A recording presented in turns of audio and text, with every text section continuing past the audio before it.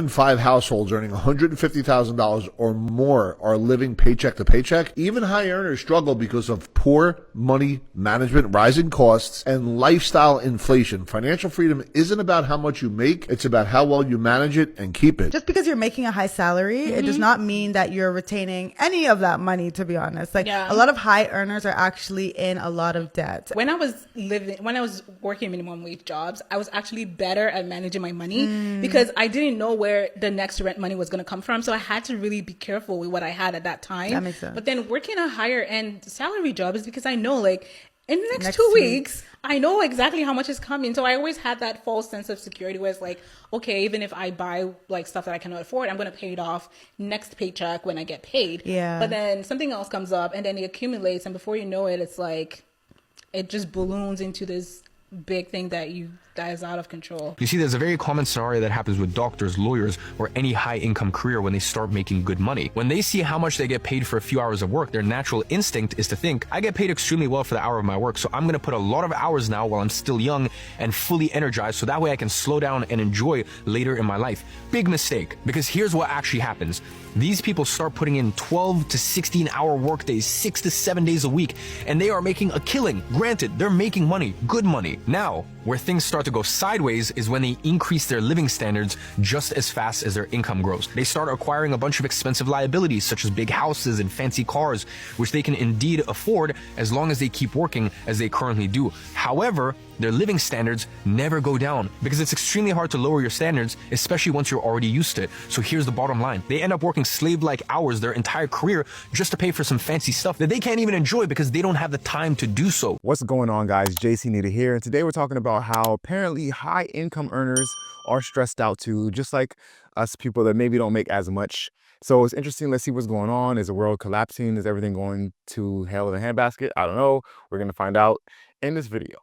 The American consumer is showing some signs of stress. Credit card delinquencies are near a 5-year high, and higher earners are under more pressure. The borrowers are having a lot of trouble increasingly paying their bills on time, and delinquencies are near their highest level in 5 years as consumers have fallen behind on auto loan, credit card, mortgage, and personal loan payments. For higher earners, people earning more than $150,000 a year, the delinquency rate has more than doubled since January 2023. And we've seen significant increases in services costs like home insurance, like auto insurance. And that is hitting the high income consumer harder than most. And that's what's driving that delinquency rate. Okay, so it sounds like what is going on here, if I'm understanding this correctly, is that a lot of high income people you would expect have, let's say, more assets than less higher income people, such as homes, right? They might own homes at a higher rate than lower income people, or people not even lower income, people that just don't more than 150,000 a year. So what's happening is they have these homes that probably are bigger, probably are more expensive. That's when we have a increase in property taxes and home insurance going way up. What does that mean? Their bill for property and taxes and home insurance goes way up. They also mentioned car payments. You imagine people making more than 150,000 a year are driving some pretty fancy or nice cars. What does that mean? Higher car insurance. Insurance rates go up. That means they're paying more for their car insurance. I know boo-hoo-hoo for these 150,000+ a year earner people. Trust me, I'm not crying for them either. I'm just saying that, listen, if they're struggling, what does it mean for the everyday common person? Is it just because they have higher cost of living? So let's say you have a $250,000 house versus a $750,000 house. And let's say that you live in the same general area. I mean, maybe a couple zip codes away or something. And let's say property taxes are increasing for the county that you're in, and it increases by 5%.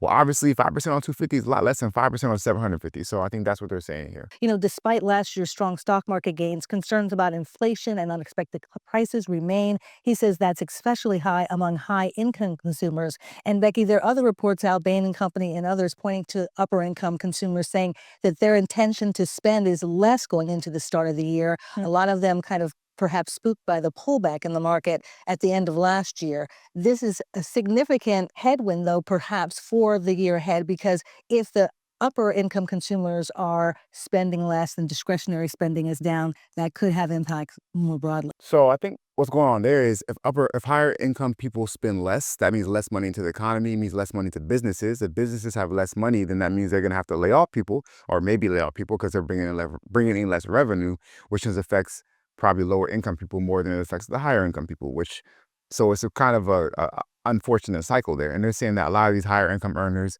they're pulling back their spending, especially on credit cards, because they're kind of nervous. They're trying to watch and see what's going to happen in 2025. It sounds like also credit card spending is down from utilization, meaning that percentage of your available credit that you have. Let's say you have a $10,000 credit limit and you use $1,000 of it, did a 10% credit utilization. I think what's going on too is people are spending less because, I would hope it's because they're wisening it up a bit and going, you know what, who knows what's about to happen in 2025.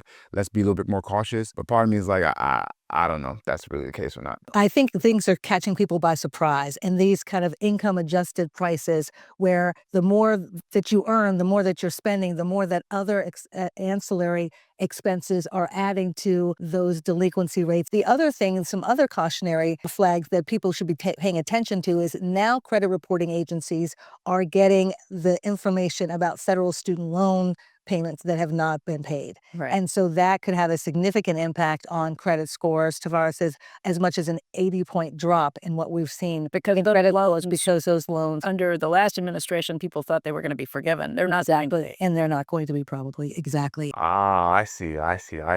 Okay. I forgot that point all completely. And thank you for reminding me, people in the comments. I'm kidding. But so it's a new administration in town. Makes sense. So now things are changing. Maybe people are starting to be a little more cautious because of that, obviously.